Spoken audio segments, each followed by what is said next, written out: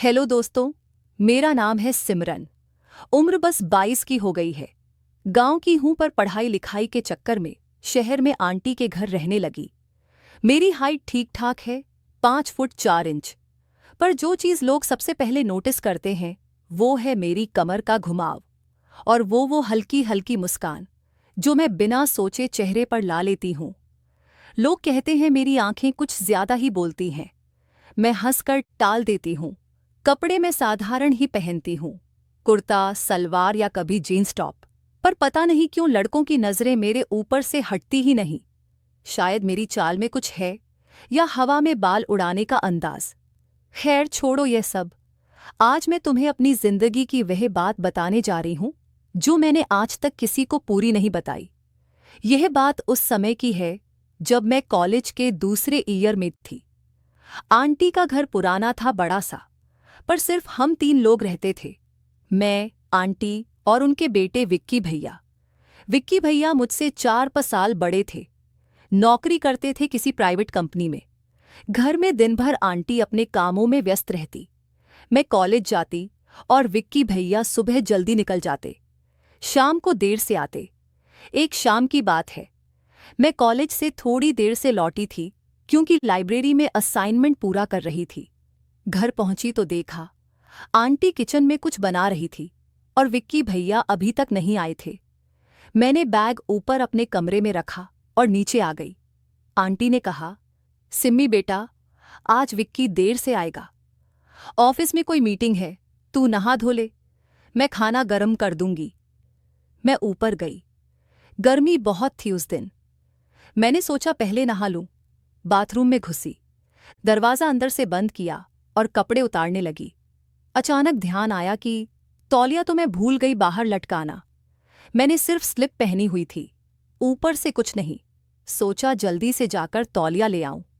दरवाज़ा खोला तो सामने विक्की भैया खड़े थे। शायद वह भी अभी अभी आए थे और अपना कमरा बदलने आए थे। हम दोनों एकदम से रुक गए। मेरी स्लिप थोड़ी पतली थी, गीले बालों से पानी टपक रहा था चेहरे पर। विक्की भैया की नज़र एक पल को मेरे कंधों पर ठिठकी, फिर जल्दी से नीचे देख लिया। सॉरी सिम्मी, मुझे नहीं पता था तू। वो हकलाए। मैंने हंसकर कहा, कोई बात नहीं भैया, मैं ही भूल गई तौलिया। आप अपना कमरा बदल लीजिए। मैं 2 मिनट में और मैं तौलिया लेकर फिर बाथरूम में घुस गई। दिल थोड़ा तेज धड़क रहा था, पता नहीं क्यों। शायद पहली बार किसी लड़के के सामने ऐसे खड़ी हुई थी। नहाकर नीचे आई तो विक्की भैया सोफे पर बैठे मोबाइल देख रहे थे। मैंने साधारण कुर्ता सलवार पहना था, पर गले में थोड़ा गहरा कट था। मैं उनके पास बैठ गई। आंटी अभी किचन में थी। भैया आज मीटिंग कैसी रही? मैंने बात शुरू की। बस वैसी ही। बॉस ने सबको लंबा लेक्चर दिया। वो बोले और मेरी तरफ देखा, थोड़ा मुस्कुराए। तू कॉलेज में क्या कर रही थी इतनी देर? असाइनमेंट था, लाइब्रेरी में बैठी रही, मैंने कहा और अपने गीले बालों को पीछे किया। उसके बाद हम दोनों सामान्य बातें करने लगे, पर मुझे लगा उनके लहजे में कुछ अलग था। वह मेरी हर बात पर थोड़ा ज्यादा ध्यान दे रहे थे, मेरी हंसी पर ज्यादा देर तक मुस्कुरा रहे थे। मैं भी मजे ले रही थी। पहली बार किसी लड़के से ऐसे खुलकर बात कर रही थी। रात का खाना हम तीनों ने साथ खाया। आंटी जल्दी सोने चली गई क्योंकि उन्हें सुबह मंदिर जाना था। मैं और विक्की भैया हॉल में बैठे टीवी देख रहे थे। एक पुरानी फिल्म लगी हुई थी। उसमें हीरो हीरोइन जंगल में फंस जाते हैं और एक छोटी सी झोपड़ी में रात बिताते हैं। मैंने सोचा कुछ बोलूं।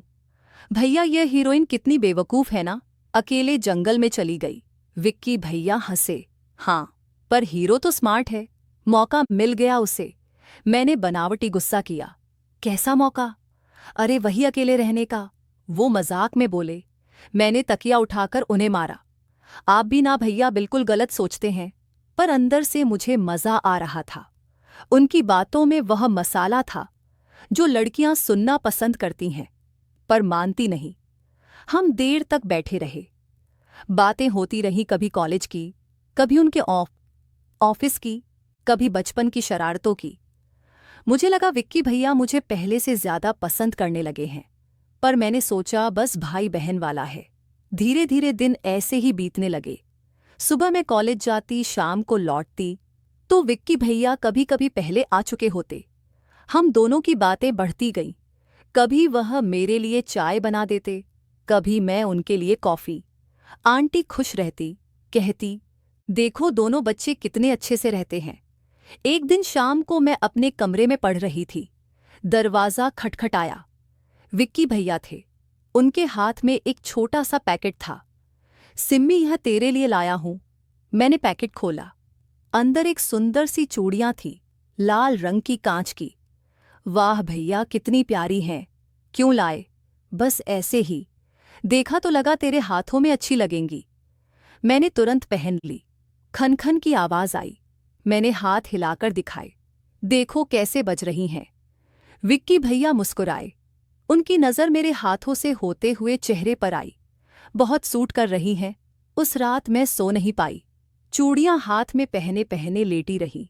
सोचती रही कि विक्की भैया मुझे सच में बहन जैसा मानते हैं या कुछ और। पर मैंने खुद को समझाया, अरे वह तो बड़े भाई जैसे हैं, ज्यादा मत सोच। फिर दिन ऐसे ही चलते रहे। हमारी बातें गहरी होती गईं। वो मुझे अपनी ऑफिस की गसिप बताते, मैं उन्हें कॉलेज की। कभी कभी रात को देर तक बात करते। एक रात बहुत देर हो गई थी। आंटी सो चुकी थी। हम हॉल में बैठे थे। बाहर हल्की हल्की ठंडी हवा चल रही थी। मैंने शॉल ओढ़ रखी थी। विक्की भैया ने अचानक कहा, सिम्मी, तू कभी किसी को पसंद करती है क्या? मैं चौंकी। क्यों भैया? बस ऐसे ही। कॉलेज में कोई लड़का वगैरह है? मैं शर्मा गई। नहीं भैया, कोई नहीं। सच में वो हंसे। तेरे जैसे लड़की को तो ढेर सारे लड़के लाइन मारते होंगे। मैंने सिर झुका लिया। आप भी ना। मैं सच कह रहा हूं, तू बहुत खूबसूरत है। सिम्मी उस पल कुछ देर के लिए खामोशी हो गई। मैंने ऊपर देखा तो वह मुझे देख रहे थे। उनकी आंखों में कुछ था जो मैं समझ नहीं पा रही थी। मैंने जल्दी से टॉपिक बदल दिया। भैया चलो सोइंग, कल आपको ऑफिस जाना है। पर उस रात के बाद कुछ बदल गया। हमारी नजरें मिलती तो ज्यादा देर तक टिकती। बातें करते वक्त हाथ छू जाते तो मैं सहर जाती। मैं समझ नहीं पा रही थी कि यह क्या हो रहा है। एक तरफ मुझे डर लगता था, दूसरी तरफ मजा भी आ रहा था। धीरे धीरे विक्की भैया मेरे और करीब आने लगे। कभी मेरे बाल ठीक कर देते, कभी मेरे कंधे पर हाथ रखकर कुछ बताते। मैं रोकती नहीं थी। मुझे अच्छा लगता था, पर मैंने कभी कुछ गलत नहीं होने दिया। बस वो हल्की हल्की छुआ, वो नजरें, वो मुस्कान। एक दिन आंटी को उनके मायके जाना पड़ा, 3-4 दिन के लिए। घर में सिर्फ मैं और विक्की भैया। पहली शाम थोड़ी अजीब लगी। मैंने खाना बनाया, हमने साथ खाया, फिर हॉल में बैठे। विक्की भैया ने कहा, सिम्मी आज कोई फिल्म देखे? मैंने हाँ कह दिया। हमने एक रोमांटिक फिल्म लगाई। फिल्म में काफी सीन थे। मैं थोड़ी असहज हो रही थी। विक्की भैया पास बैठे थे। अचानक उन्होंने मेरे हाथ पर अपना हाथ रख दिया। मैंने हाथ नहीं हटाया। फिल्म खत्म हुई। लाइट्स बंद थी, सिर्फ टीवी की रोशनी थी। विक्की भैया ने धीरे से कहा, सिमम्मी, मैं तुझसे कुछ कहना चाहता हूं। मेरा दिल जोरों से धड़कने लगा। मैं चुप रही। मुझे लगता है मैं तुझसे वो रुके। मैंने सांस रोकी। सिम्मी तो मेरी प्यारी बहन है। बहन की तरह नहीं, उससे कहीं ज्यादा। मैं एकदम से उठ खड़ी हुई।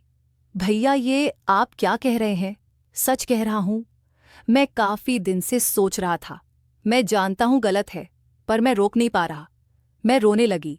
भैया प्लीज, हम गलत कर रहे हैं। आप मेरे भाई जैसे हैं। वो भी परेशान हो गए। सॉरी सिममी। मैंने सोचा तू भी शायद। मैं ऊपर अपने कमरे में भाग गई, दरवाज़ा बंद कर लिया। पूरी रात सो नहीं पाई। सुबह हुई तो विक्की भैया ने दरवाज़ा खटखटाया। मैंने खोला। वो बहुत उदास लग रहे थे। सिम्मी, मैं जा रहा हूँ। दोस्त के यहाँ रहूंगा जब तक मम्मी नहीं आ जाती। मैंने बहुत बड़ी गलती की, माफ़ कर दे। मैं कुछ नहीं बोली। वो चले गए। 3 दिन बाद आंटी लौटी। मैंने कुछ नहीं बताया। विक्की भैया भी लौट आए। पर अब सब कुछ बदल गया था। हम एक दूसरे से नजरें मिलाने से बचते। बात कम हो गई। मैं कॉलेज में व्यस्त रहने लगी। विक्की भैया भी ऑफिस में ज्यादा समय बिताने लगे। कुछ महीने बाद मुझे एक अच्छी जॉब मिल गई। मैं दूसरे शहर चली गई। विक्की भैया से कभी कभी फोन पर बात होती। अब सिर्फ औपचारिक। आज जब मैं पीछे मुड़कर देखती हूं तो समझ आता है कि वह पल कितने नाजुक थे। एक गलत कदम और जिंदगी बर्बाद हो जाती, पर हम दोनों ने संभाल लिया। विक्की भैया आज शादीशुदा हैं। उनकी पत्नी बहुत अच्छी है।